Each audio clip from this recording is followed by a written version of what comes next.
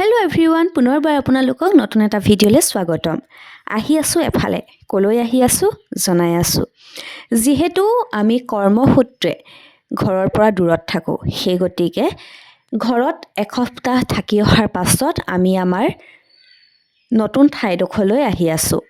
আৰু এয়া আহি পোৱাৰ পাছত ৰুমৰ অৱস্থা সকলোৱে জানে যে ৰুম আহি পোৱাৰ পাছত, বিশেষকৈ ঘৰৰ পৰা আহি পোৱাৰ পাছত ৰুমৰ অৱস্থা এয়াই হয়। আৰু আহিছোঁ ঘৰৰ পৰা, লগতনো একো দি নপঠিয়াবনে? ডেফিনেটলি দি পঠিয়াইছে।